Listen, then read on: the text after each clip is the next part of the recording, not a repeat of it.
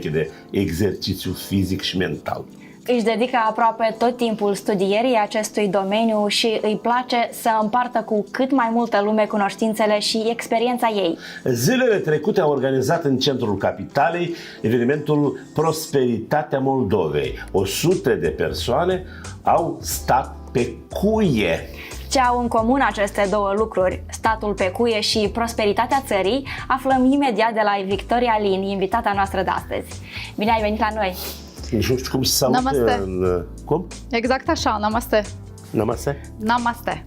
Am zis Victoria, dar îmi cer scuze, Valeria. Eu știu mai expresia la măsea. E foarte aproape, dar E așa, pe aproape, totuși. Valeria, deci zilele trecute în centrul capitalei, 100 de oameni, deși bănuiesc că mai mulți, au stat pe cuie. Exact, da. Cum i-ai adunat tu, în primul rând, și să ne spui despre semnificația acestui eveniment și mesajul pe care ai vrut să-l senzații transmiți? tari. Exact, și duri. Deci, o să spun mai întâi despre sadhu. Este placa cu cuie. Când noi practicăm sadhu yoga, este o ascetism. Okay? O manifestare de ascetism, da. Ascetism, exact. Fiecare ascetism aduce, după ce noi facem această practică, un cadonaj. Noi nu putem face orice cu corpul nostru dacă nu facem o intenție.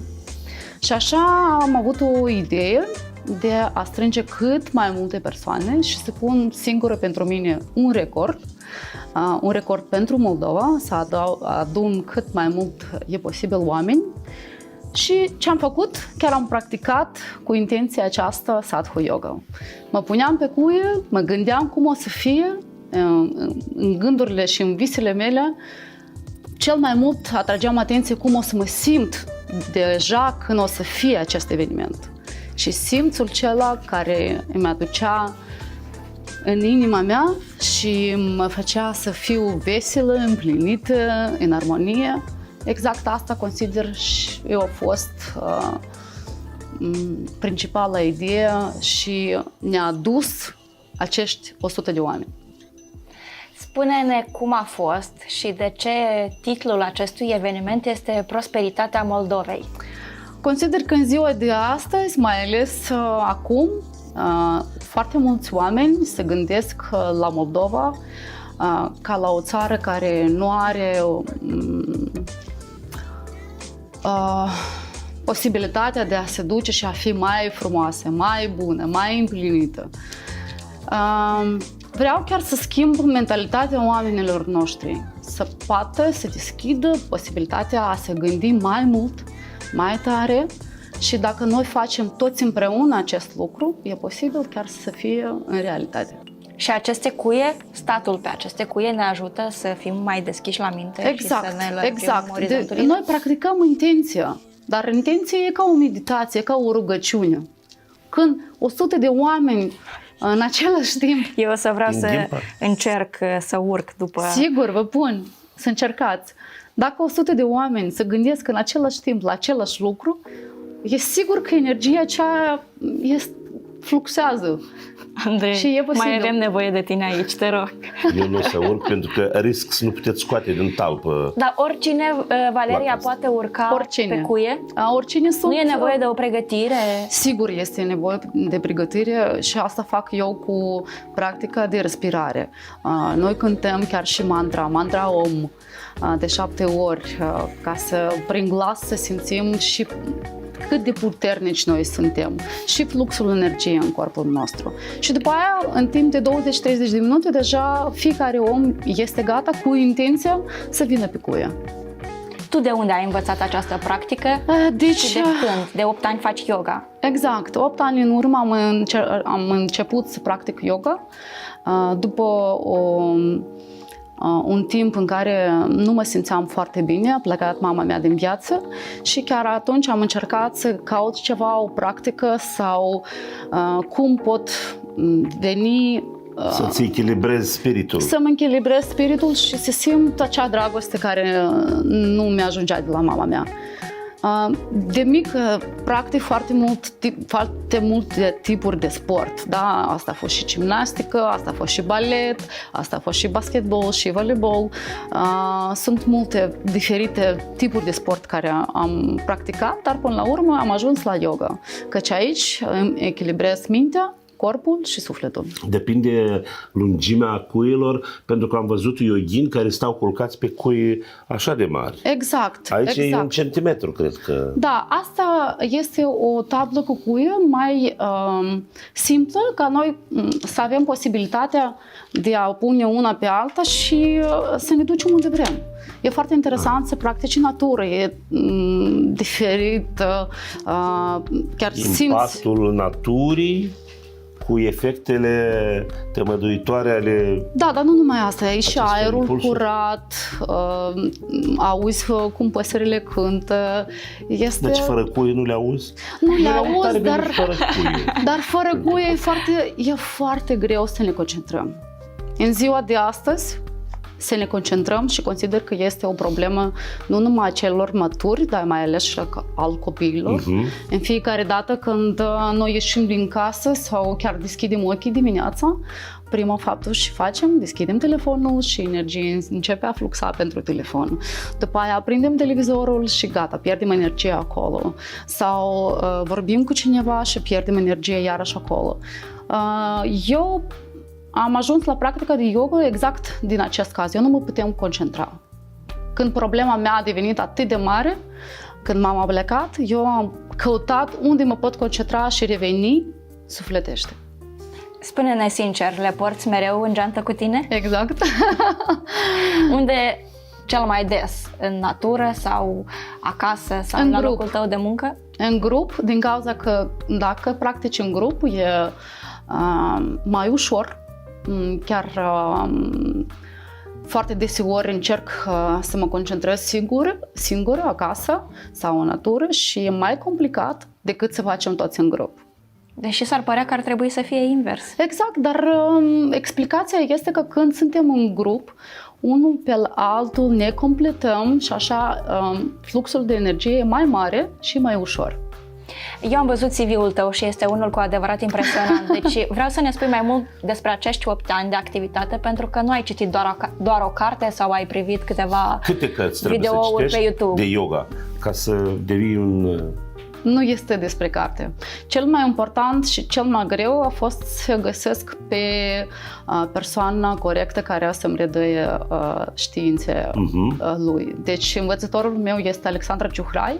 Ea practică yoga mai mult de 15 ani la moment și asta a fost cel mai greu din cauza că în fiecare dată când eu mă duceam la o nouă persoană ca să învăț de la el, nu-mi plăcea sau nu punea muzica corect sau energia lui sau nu era chimia potrivită între exact, voi. Da, e foarte greu. Și până la urmă am ajuns și ne-am găsit învățătorul meu. Sunt foarte bucuroasă că ea este în viața mea, cum este una din cele mai bune mele prietene. Chiar și ea m-a ajutat foarte mult să adun oamenii ei, că la moment ea nu practică acum yoga și cred că 30% din cele persoane care au fost oamenii ei de la ea. Da, n-am prea auzit să practici yoga și pe urmă să nu mai practici. Nu, consider că nu e posibil, că dacă ai intrat deja în yoga nu mai poți ieși. Ceea ce îți dă yoga, complexul cel de energie și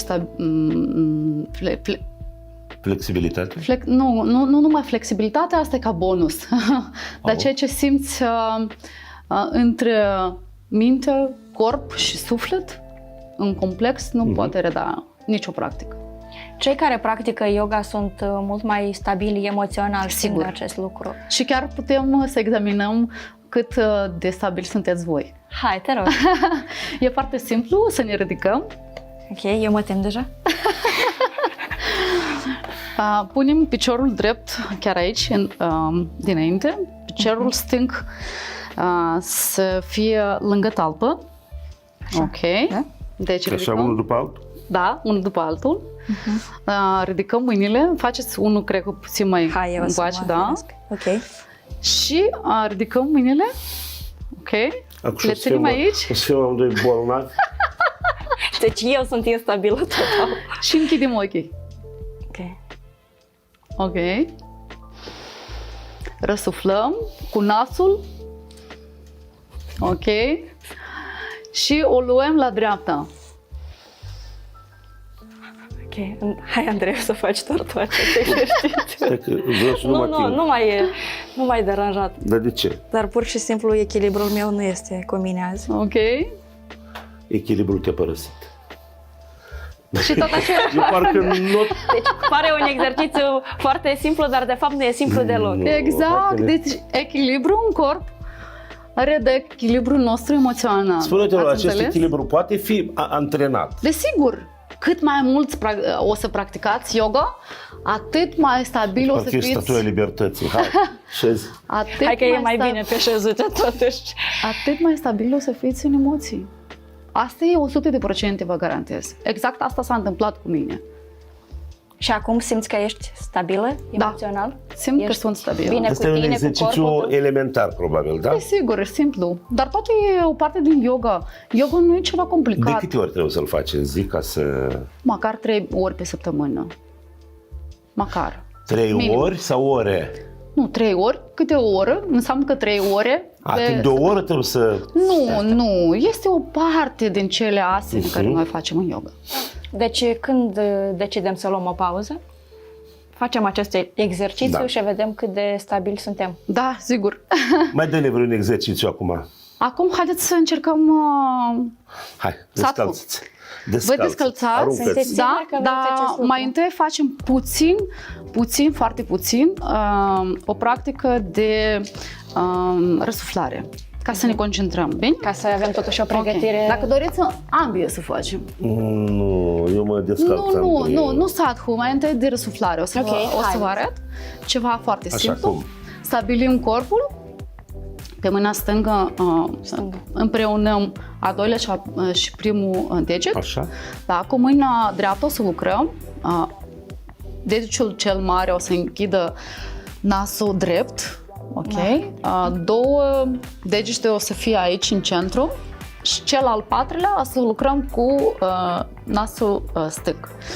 Stabiliți aici mâna, mai relaxant, ok?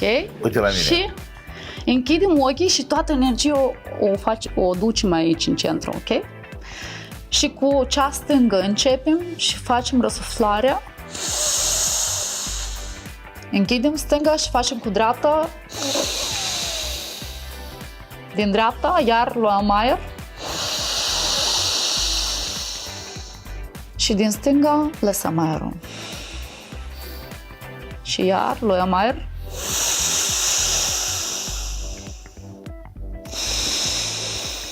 Și încă câteva ori.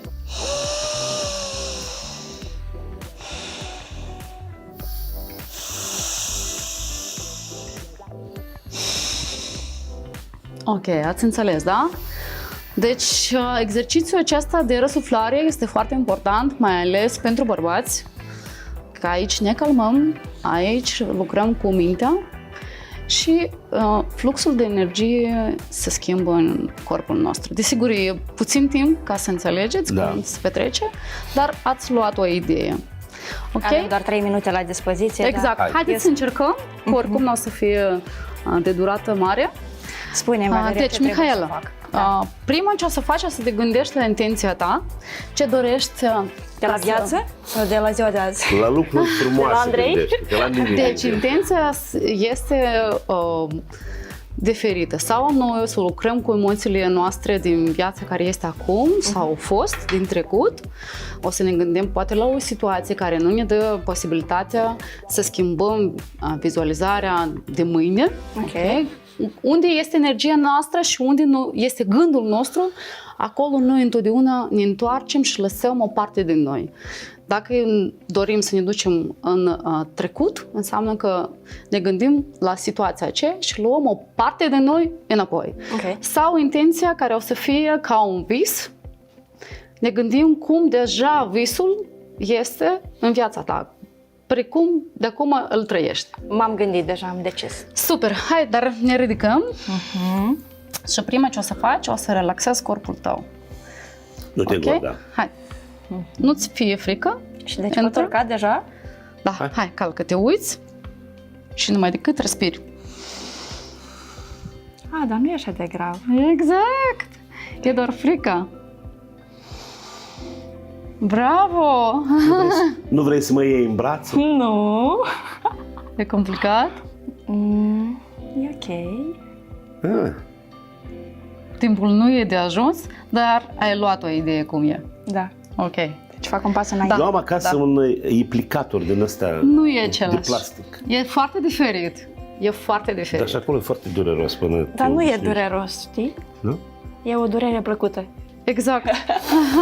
Da, măi. Valeria, deci ne-ai convins cel puțin să ne gândim să petrecem ceva timp făcând această... E sport, e ce este? practică. E practică. Practic. Și Și chiar una vă- dintre cele mai străvechi, apropo. Corect. Și chiar vă invit, consider că în iulie, pe la sfârșit și în august, iar o să fac o petrecere și poate o să ridic și numărul de la 100 la 200. Eu sunt sigură că îți va reuși, așa că Ne ducem. ridică-l Vă neapărat aștept și noi suntem neapărat. acolo. Ne Plus două Vedem și noi persoane să sunt. stăm pe cuie, Îți mulțumim ca foarte mult, iuginii. Și eu. Valeria, că ai ajuns astăzi la noi. Mult Mulțumim succes foarte în tot ce mult. faci. Mersi. Și multă liniște și armonie. Și vouă. Și nouă, și vouă. Și vouă, liniște rog. și armonie și tuturor, da. Valeria Lina a fost alături de noi. Rămâneți aproape, revenim în scurt timp.